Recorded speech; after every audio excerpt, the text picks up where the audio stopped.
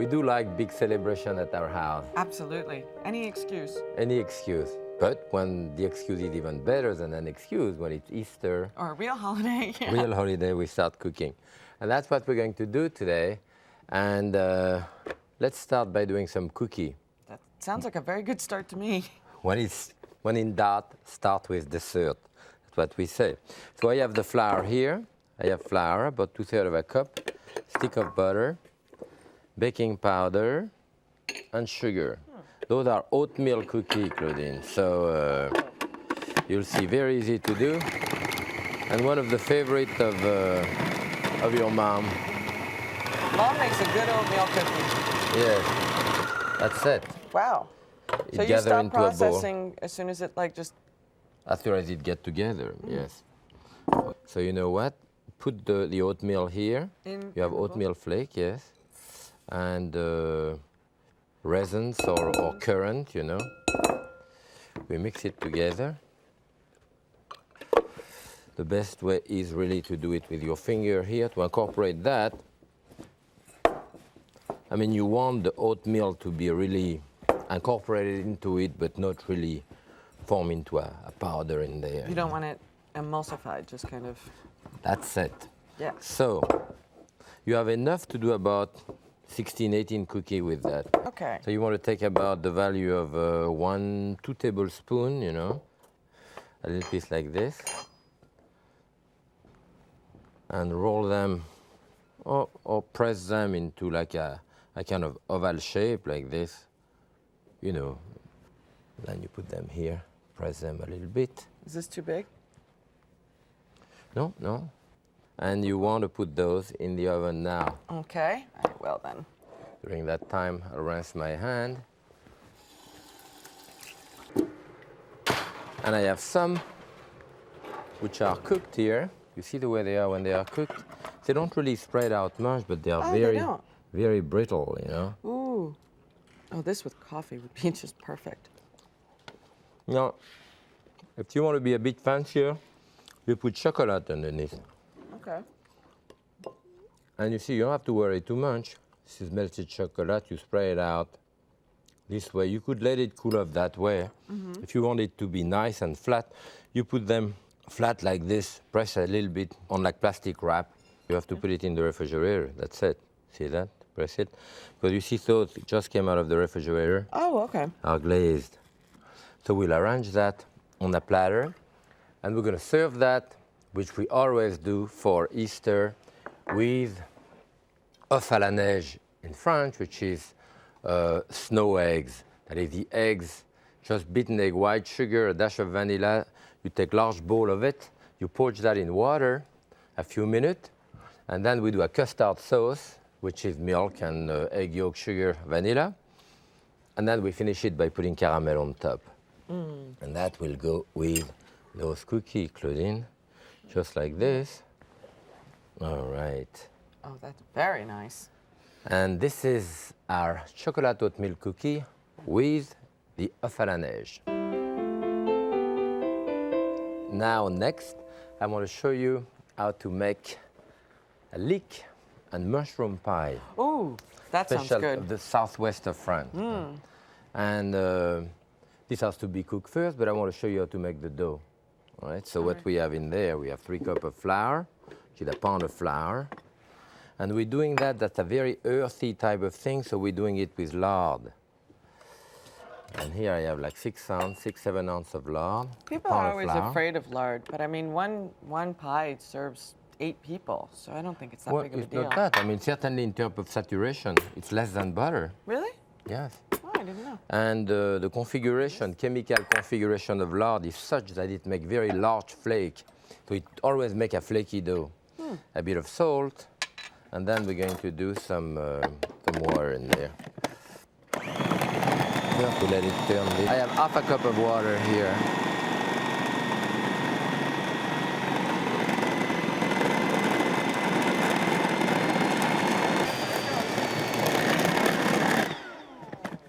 What would we do without those machines, you know? I mean, everything is done. Perhaps look at that. You know, so that if you decide not to do it with lard, you can do it with another fat. So my dough is done here, and I'm going to roll that dough. You can explain a little bit what the filling is. I mean, the filling is they are cold. Leeks sautéed with onions, pepper, salt, and thyme. And then a little bit of cream at the end. A little bit of cream at the end. But it has to cool off before you can work with it. Yes, and let it cook down so that it reduces and, you know, it's not liquid anymore. So see that dough is very good like this. We're going to do a very kind of flat type of thing. How come you can get your dough to go round if you feel like it, or square? Mine goes whatever way it feels like going that particular day. A little bit of practice, Claudine. So, you know, this is a very tender dough, especially that I just rolled it. And we want to do it pretty large, about 12, 13 inch and quite thin. So this is about 13 inch. Let me see that tray here. About, yeah, the side of the tray. So stay here 1 second. Bring back the dough right on top of this. Here, and that goes down there. Okay. Perfect. Now, I'm gonna roll the other one to do on top. During that time, spread that thing in the middle, but leave me about 1 inch. Okay, so you do the other piece of dough exactly in the same manner to put on top. Okay. It's cold now, right? Yeah. Good. Okay. I'm ready for you. I'm ready. So let's brush this out here. You can brush that with water or egg wash. We need the egg wash for the top, so should be about right. Yeah, I would say. Okay, we press that around, you know. We can brush this with egg wash again. Now, we're going to mark the outside like this. Okay. Okay. Keep going. I'm going to go on my side. Now, the trimming we can keep. All right.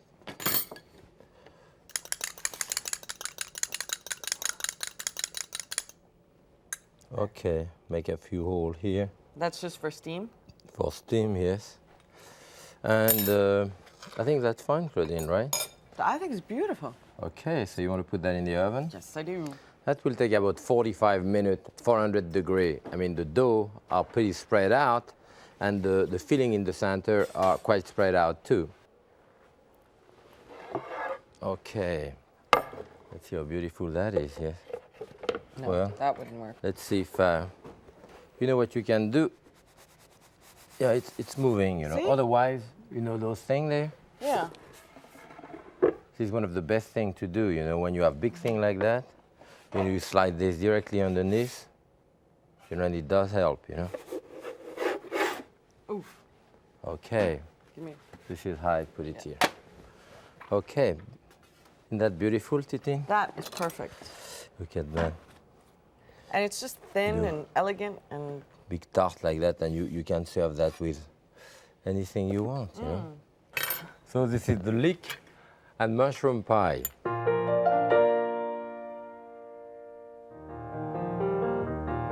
I love mushrooms. When I was a young boy, I went with my father to find them in the woods. You know, 40 years ago when I came to America, going to the market asking for mushroom, they sent me to aisle 5, which had canned mushroom. And now chefs are using tons of mushroom. There's at least 8 or 10 in my supermarket. And you are growing mushroom, which I've never even seen. So tell us a little bit about the one you're growing there. Yeah, we actually been doing this for 23 years. We use a bottle system using sawdust as our substrate. And it's mostly oak sawdust or broadleaf deciduous trees. This first bottle here is the raw sawdust in its own form. Sawdust, yeah.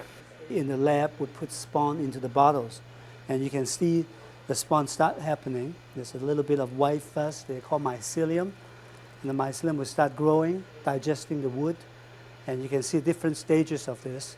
As with time, they would grow more and until it's digested all the sawdust in the bottle. And this stage takes about 10 weeks. And from this stage, it would grow steadily until it is finished at the end. And this stage takes about 10 days. So now they're ready to be sold, right? They're ready to be harvested. So what I like you to do is let's build a basket together. Okay. And I like you to put your hand and how try. you do? You break the top here? Yeah, you kind of wriggle it around a little bit and pull it out with a little bit of force. Whoop. And And the whole thing comes out like and this the whole in one... thing comes out. Yeah. Look at that. We usually leave some of the mycelium behind. Wow. And voila. That is the... So this is like close to half a pound or 5 ounces, no? Yes, that's about that. This is clamshell. The clamshell, we call it brown clamshell. This is beautiful. We call it the trumpet royale. Trompette royale, yes. And Wow. it's a very interesting texture, very firm. Reminds me of sap. Oh, that's sap, yes. Yes. Now there we have a basket. Look at that. Yes. Now, my father would be proud of me if I come home with this. I go to the wood to find mushroom, but it's not very reliable. Now you can just come here. I come here now instead of going to the wood, right?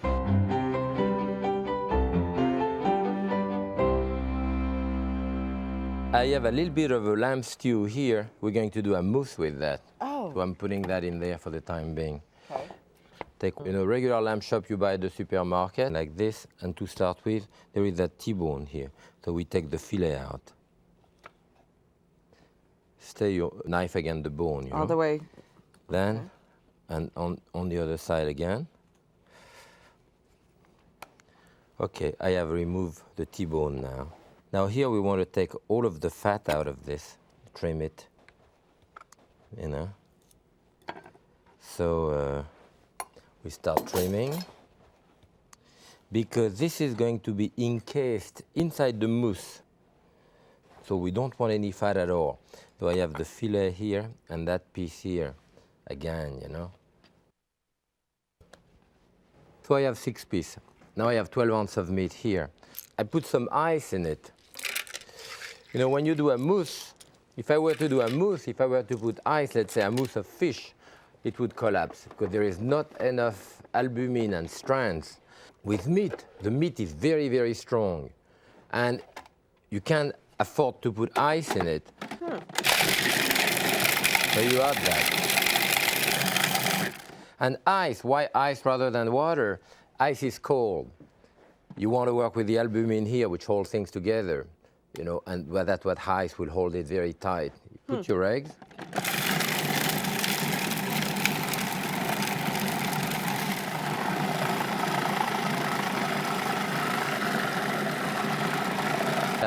Spatula. And at the end, Claudine, we put salt and pepper. The salt will also tighten the mixture. You want enough salt in there like this. A good dash of salt, a good dash of pepper. I said the mousse is finished. Beautiful. Okay.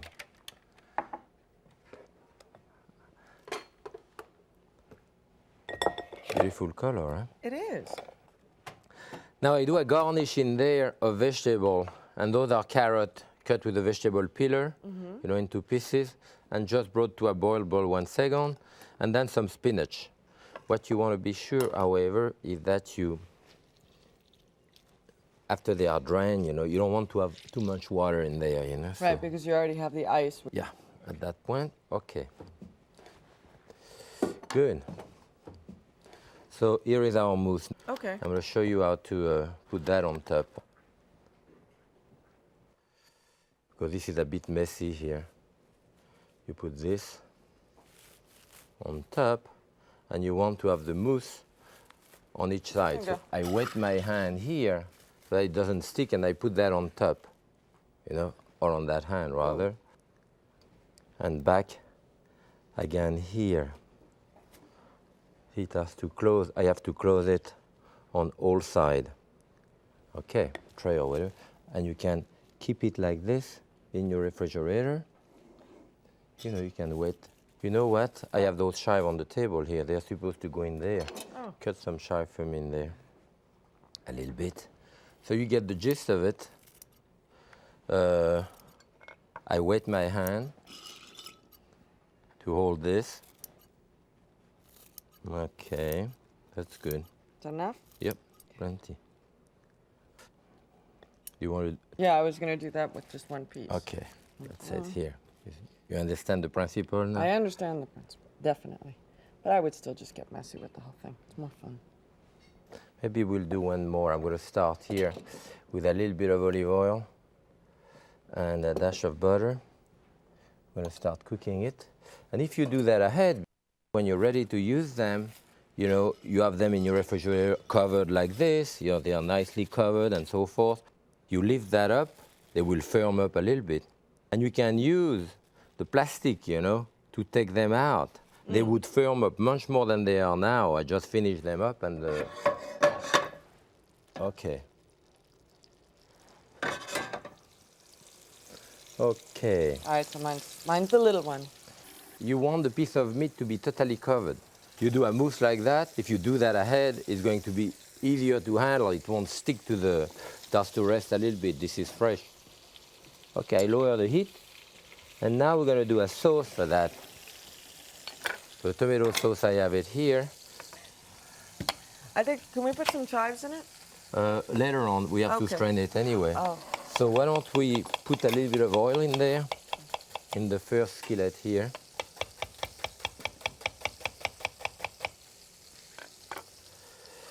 Okay. Anything else? We saute onion, about half a cup of onion, and crush the garlic this way. It's all over the place.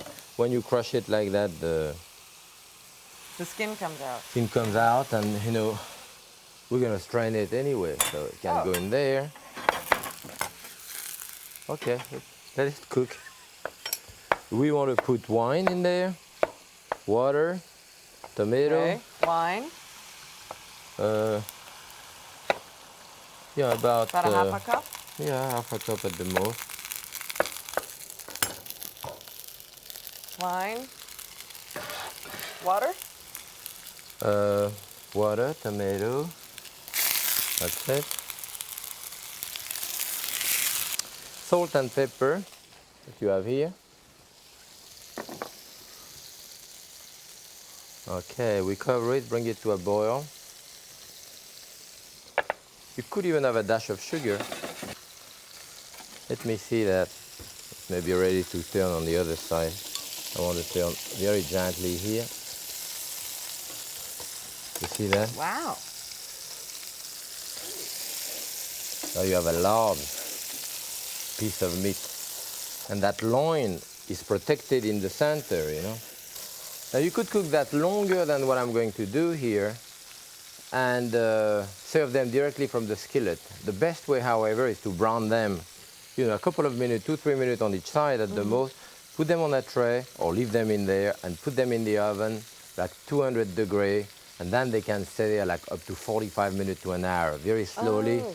They continue cooking very slowly, stay nice and pink in the center, and when you do a big party, that's what you want to do. Yeah. What do we have here, Claudine? Now we're going to do fava beans. I love Fava fava beans, beans. yes. For me, that's very Easter too. I don't know why. Easter, because it's the beginning of the summer, you know, things are coming and so forth. I have an escarole, you know. Lettuce, kind of Yes. bitter. Yes, but I like it when it's pretty white like this. That goes with it. And then we have those. You could do that with lima beans. You could do that with even fresh, what we call flageolet in French, you know, which are the fresh, or with peas, for example. Anything in the pot like this, which is green. It's a lot of weight for what you get out of it, but this is great. I mean, Yeah. we love that because there is nothing you can do with that. Whoa. This, Is a jumping bean. right. This, you can use them as such, but when you use them as such, the skin on the outside or the shell, this is the pod, this is the shell, right? It's pretty tough. So very often you want to remove that. And it's very difficult to remove it It's also important to look for the bad ones. If you try to remove it like this, you know, with a knife and all that, it You does. can't just. Oh, you can, but it does take time. The best way is to drop them in boiling water. Oh, I knew which is you'd what have I a better did. way. You drop them in boiling water, 30, 40 seconds, a minute, and then when they come out, you know, you do a little hole or just with your thumb like this, and then you pop them out. You press. Whoa. You know, you pop them like this, huh? Oh, that is a lot easier. Yeah, yeah. Okay, Claudine. Not quite as hard. Yeah. You can't do anything with No. this, right? I want to have sliver of garlic like this. I'll cut some with a knife, and you can cut some like this. Okay. I mean, like the big clove of garlic. You want to do it with that? And I'm cutting my lettuce this way to saute in like 2 inches pieces. This is washed, of course, I washed it. Okay, and olive oil. So, a bit of olive oil here, and garlic. Show off. Well, I'm not sure. The point is that the way you do it with the vegetable peeler is actually more equal than what I do here. Just in case you want to do them very thin, sometimes, you know, those slivers of garlic, you saute them in oil until they are brown and crisp-like, and put them on top of pasta or on a salad or whatever. Garlic. Okay. You know what? This here, I would put that in the oven now.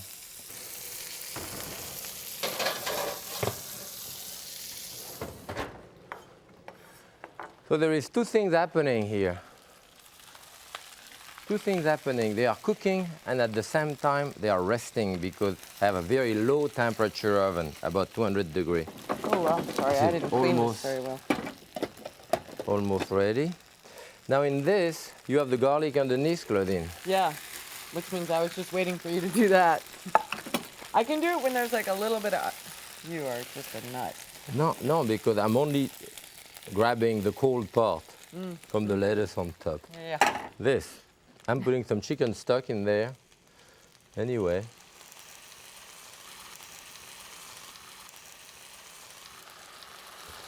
Now this is going to get wilted a little bit. And while this is cooking like this, let's strain this here. This is the sauce is practically cooked. That cooked pretty fast, you know. Yeah. So we can strain it. I mean, you could actually Get put it in. better at this. You can put it in the food processor also. Or you can even use that handheld emulsion thing. That would be good too. We want a puree of that. Actually, I'd probably be better off in the food processor, you know. Oh no, no food processor because did I leave the shell of the shrimp of the garlic in it? Okay.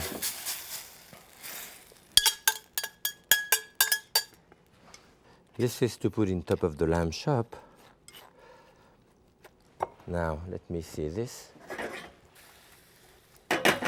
Okay. This is cooking nicely.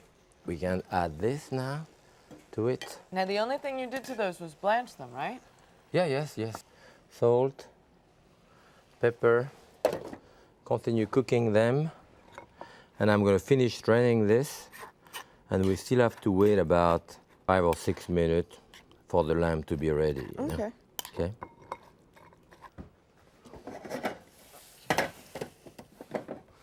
Okay.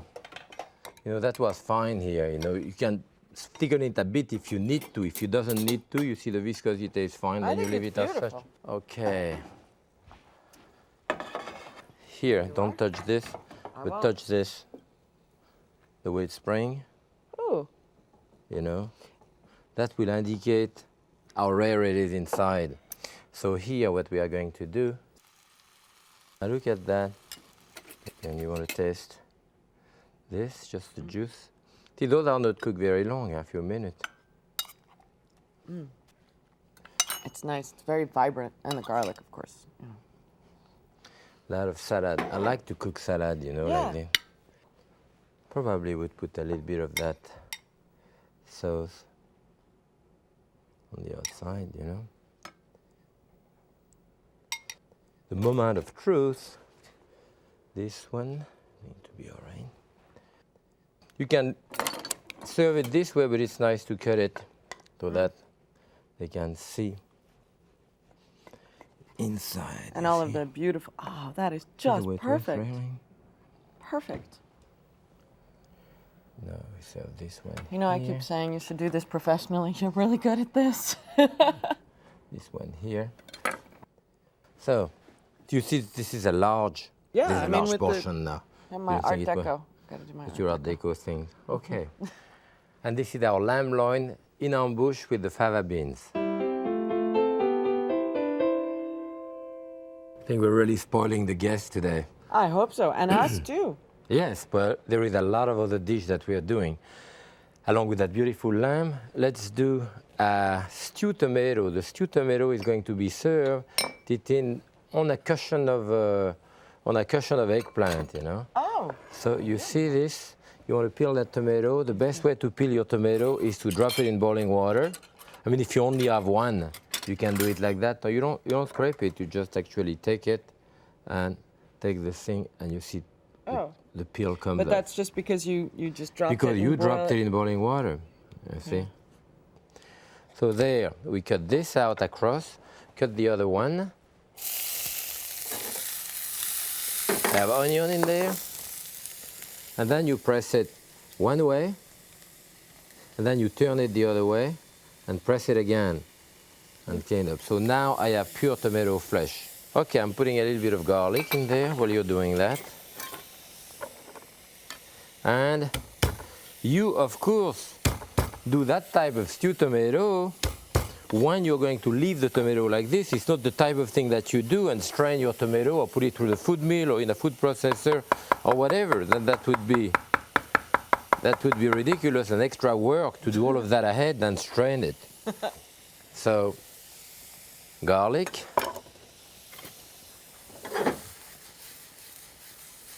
In there, you see. And then I cut the tomato in little dice. That just smells good. Just plain tomato. Even like this, you can take a piece of tomato, like I have here, you know, tomato flesh like this. Take your towel, put that in there, and create a cherry tomato. Wow, you are certainly rearranging Mother Nature right now. Yeah, but this is the best cherry tomato you ever had in your life. You know, it doesn't have any seed, it doesn't have any skin. Juice, so you just brush it with a bit of oil, butter, you warm it up, and you serve it as a garnish, you know. People will tell you, my God, where did you get those cherry tomatoes? Yes, go ahead, put that on top. And you see the tomato look a little dry here. If they look a little dry, I put a little bit of water in there. Sometimes they have a lot of juice, sometimes they don't have much juice. So I'll put a little bit of water in there. We're going to cover them. Salt, pepper, a lid, and that's it. Good. Okay, One thing is going on, right? I love it. Now that thing is going on the cushion here that I have. And this, Oh, eggplant cushion. yes, as you do, we just cut the about 1-inch slice, score the top with a knife a little bit, a bit of salt, a little bit of oil you put on the tray. You can dip that in the oil this way and that way, you know, and in the oven about 40 minutes, you know. You know what we can do in there is to put a little bit of tomato paste. See, you are supposed to tell me if I forget something there. I'm sorry. Because that will give me a bit of redness and a bit of thickening. Sometimes I don't add it until the end, and the reason is that if I have beautiful red tomato Oh, then you don't need it. in the summer, then I don't need it. Okay, so that cook. Now, another special vegetable which you love artichokes. I want to show you how to do artichoke bottom. Actually, when I do artichoke bottom, I usually don't get artichoke as beautiful as those. When they start getting yellowish, less expensive, that's when I do artichoke bottom. If you want to see how old they are, if you break this... You count the rings? No, you can't. There is a lot of thread coming out. Oh. See, there is nothing there. That is a very fresh artichoke. Sometimes you have a lot of this coming out of it. Now, the way I'm going to show you how to do an artichoke is the way I do it. Always a sharp knife for that. I cut around, you know, like a pine cone. I don't get into the heart, you know. You have to cut all around that heart, which is like that. You see what I did there? Okay. Like if you were eating, you know, when you eat, all the meat stay there. So I show you this way, then you cut it here. That's where you have your artichoke bottom. Sometimes I cut the end of that, which all the prickly stuff there. Remove that, which is no good inside. And even this is nice and that you can cook too. Nothing of that you can cook. Now, turning an artichoke's bottom to finish that. I have a knife here. See, you have an angle here.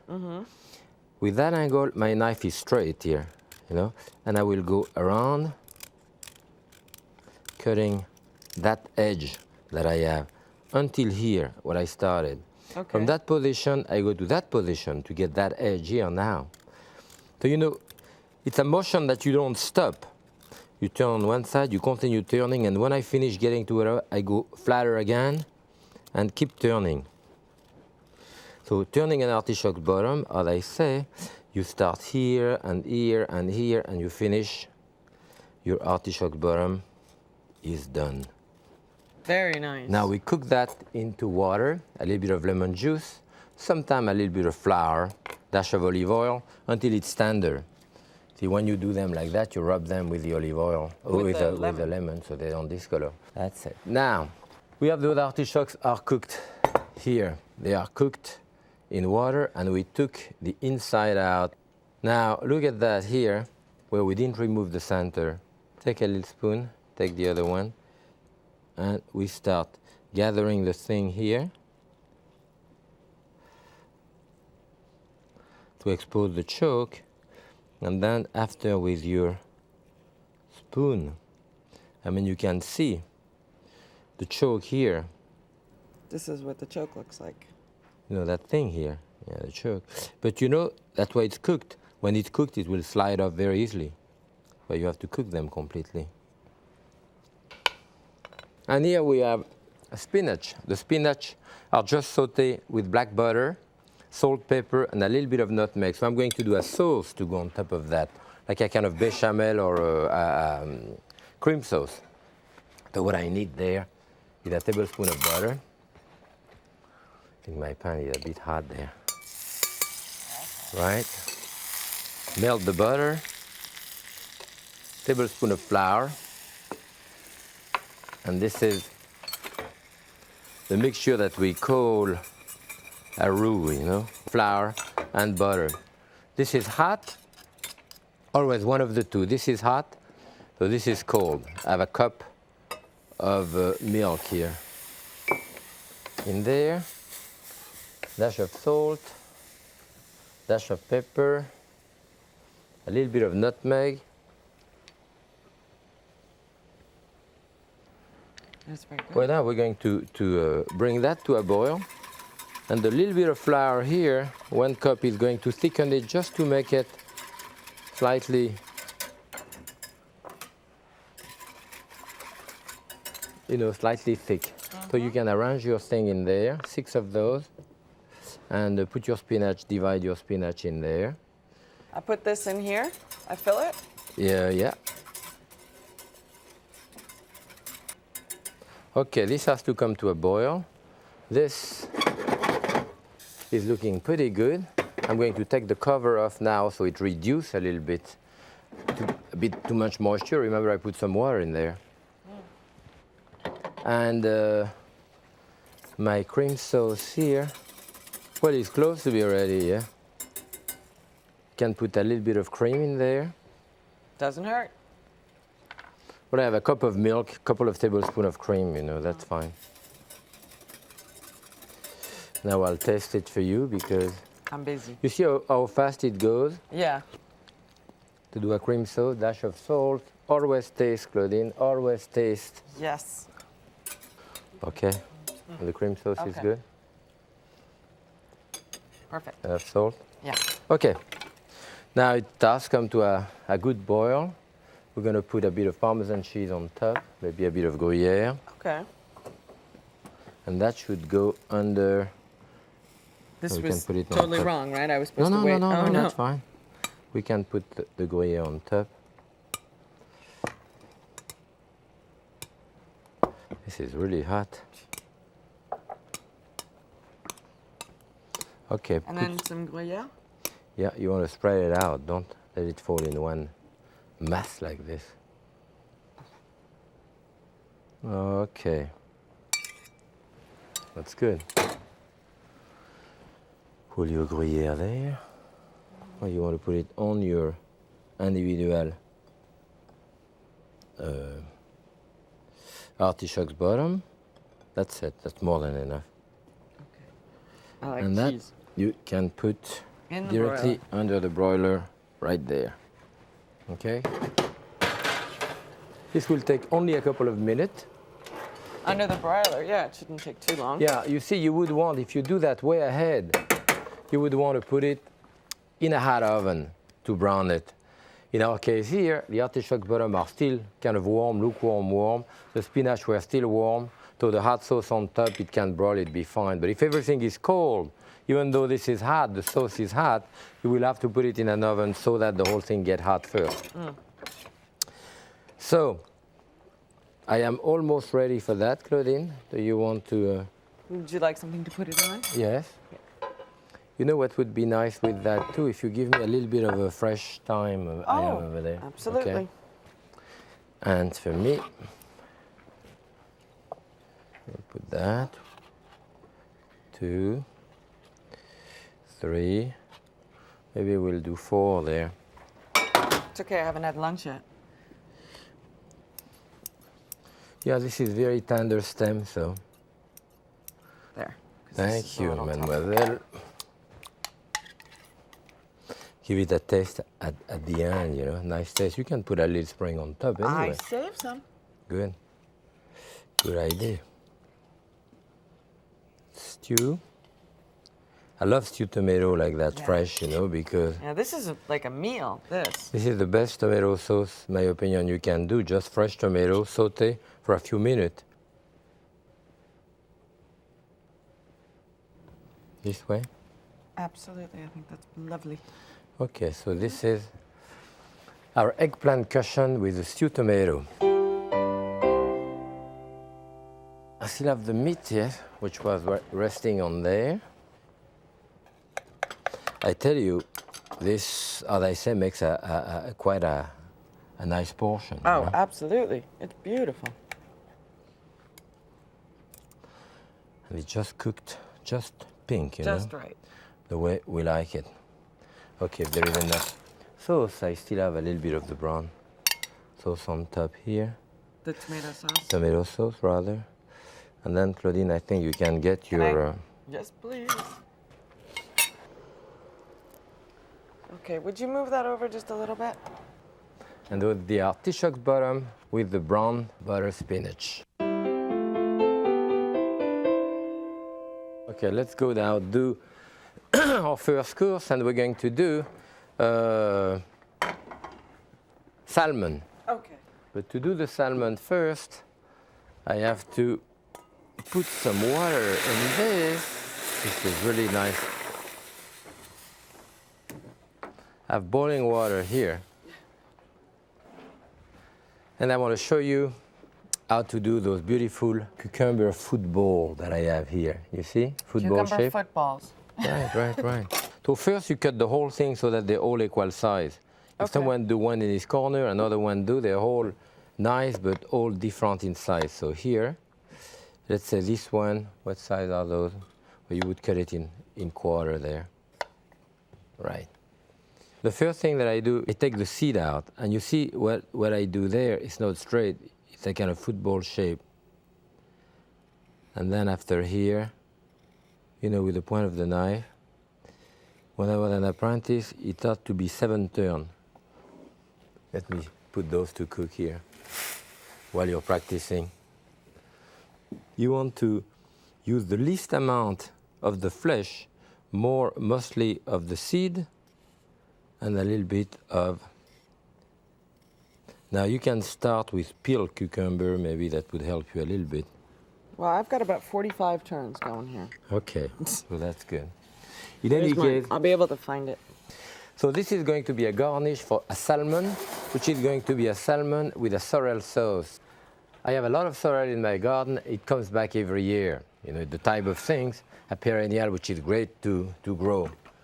And it's very expensive at the market very often. So here is sorrel. It's very acidic. Now, It's good. often you want to remove, bring this way like the spinach and remove the fiber, Yeah, you know, because the it's stem, tough. which is fiber. Do that out.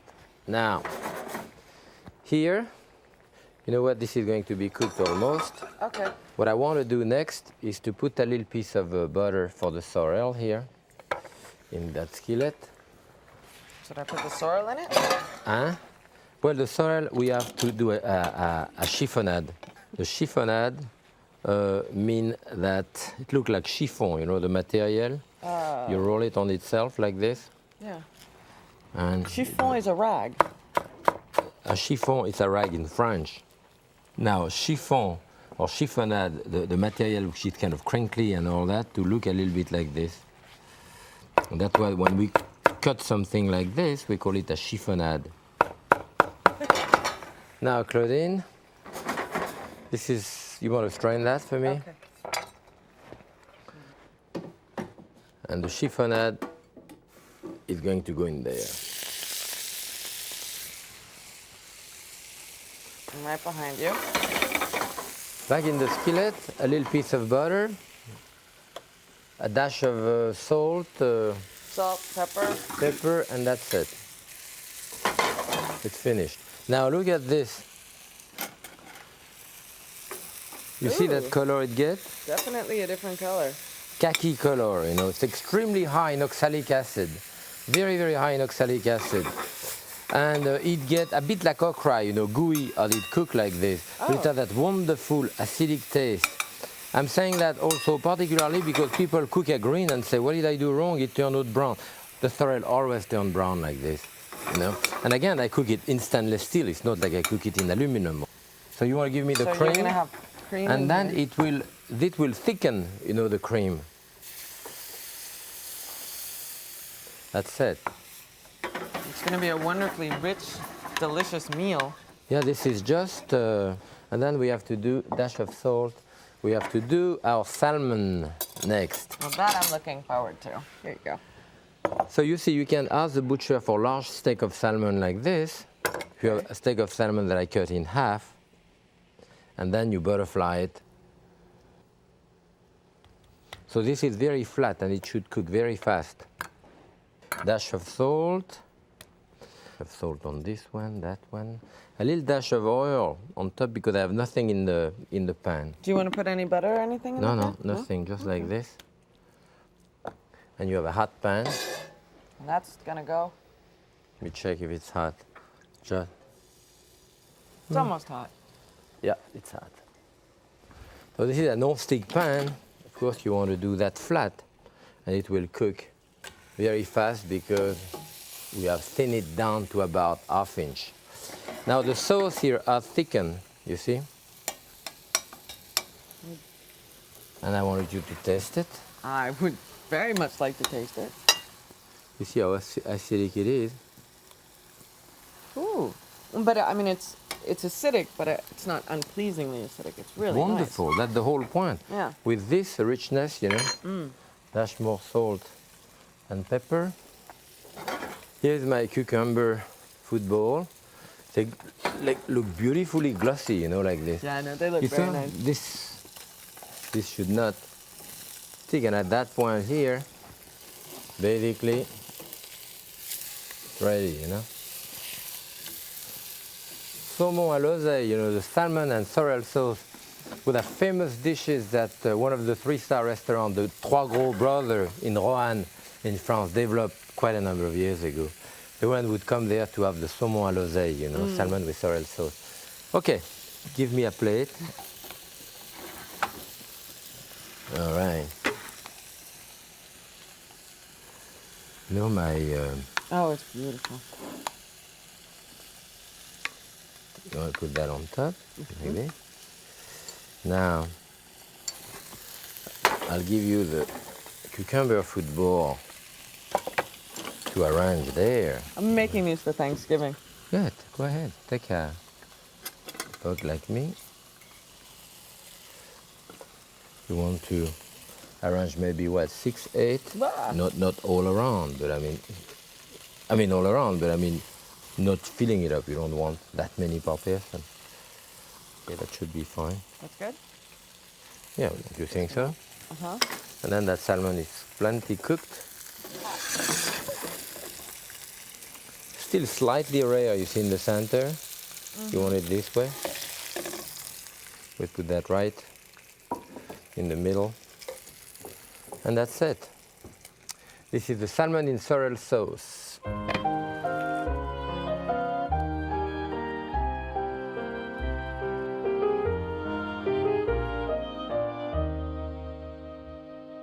When I was at the Russian tea room, you know, as a consultant, I had to taste caviar all the time to choose between. This is a beluga, we had the ossetra, we had the sevruga, we had the palishnaya, which is the pressed caviar, I like as that well one. as two types of red caviar, plus the yellow caviar, and so forth, you know. And so I ate caviar. And I think that I'm Must have going been to taste really that. torturous. It was torturous, you know, torturous. And I'm going to put a little bit of butter on mine, on the blinis here. With our blinis done with buckwheat flour, which is really good. So, you know what? What? I love vodka with my caviar. I like actually tiny bubbles with my tiny eggs. Oh, See, tiny bubble like, with tiny egg. Yeah, I like champagne. I'm I going can't to give you a believe piece of that that. you're eating that and not giving me any of it. Here. And I'm pouring some of the vodka here, as I'll you can taste see. it. I'm just not a big vodka person. The vodka is very oily now because it's been kept in ice, in the freezer, you know, and the best way to keep it. So we're going to toast with that, but No, I'll take the little one. explain to me a little bit. That's a beautiful bottle of champagne It is. here. It's, Look at well, that. yeah, it's a vintage champagne. So you want champagne with your bubble? Yes, I'll have bubbles it with with my bubbles. I'll have it with my dessert. Okay, that sounds perfect too. And I also picked a Chablis, which is a Chardonnay. I think it's going to go really well with the fish, the first course. With the salmon? Yeah, and also, Explain all of this, I'll eat that because you can. and then a Syrah from California, from Santa Barbara, which is going to go beautifully with the lamb. It's really going to bring out the earth tones in the lamb and the fava beans, and it's really just going to match very, very well. I mean, food and wine pairing, you can almost even just look at the colors of the food that you're eating and pair it with the wine you're drinking. Lighter color, lighter wine. Darker color, darker wine. I never thought of it this way. Oh, well. But wine anyway. Wine. Well, Always wine. I'll have my the champagne for my dessert. With the œuf à la neige. Yes. Easter is a celebration of spring and new life. But here in Connecticut, it's still pretty cold and the trees are bare. You take a walk on the beach and the wind comes rushing in from Long Island Sound. I know what I want to plant in my garden, but I have to be sure that the last frost is gone. I love to prepare a feast for this time of year. Fresh springtime vegetables, mushroom and lamb, of course the Pascal lamb for Easter. Tous les Pâques chez toi, hein? The French word for Easter is even Pâques, and it's spelled P-A-Q-U-E-S, like Jacques, with a P. Okay. Just grab it. Happy Easter. Here we go. Here The we last go. two. Monsieur Bon appétit, everyone. Happy Easter. Let's see. Everything was so nice to have being at your house for Easter. We're going to do it every year. For me, the dinner table, however humble or grand, is the heart of all of our relationships. So, Jacques, what is the secret to this lamb? You gotta buy the book. It's actually very easy because we take the center of the loin. I mean, you can buy a lamb chop, you know, take the little bone out and you have a little loin. It's about 2.5 ounces of meat. It's not that much in the center. And you buy a little bit of stew meat to do the mousse, which is usually putting it in the food processor with an egg, crushed ice, and some cream. Then we have spinach and carrot in it. You put the mousse all over around and then you saute it on each side. It rests maybe 30, 40 minutes in the oven at like 180 degrees slowly. And that's it. Easy for you. Easy. Easy for you to say. Tell me what he said. Someone else to translate. but the rest of it forget. I heard 180 degrees. I had some great meals. We had a pleasure to cook a special meal for friends and family that celebrates new life. The Norman guy, his grandmother made. Next, we're going to have dessert, and dessert is going to be the snow egg, or the floating island, or œuf à la neige in France. Those small, egg white beaten and poached with a custard sauce covered with caramel.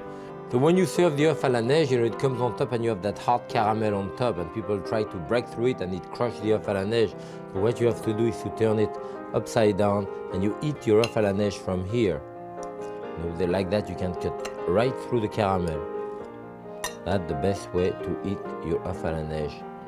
And with that, we're going to have chocolate oatmeal cookie. That's your cookie covered with chocolate that you did. And Priscilla, that beautiful little lamb thing that you did here, that little lamb animal covered with whatever you covered. This is going to be great. We have to eat the lamb? Yes. And thank you, Claudine, for helping me cook. Thank the you, dinner. Papa. You did most of the work anyway. Thank you. Claudine, you did a great job. Yes. Fantastic. And Charlie, the great bread. And to all of you here, happy cooking! Happy cooking!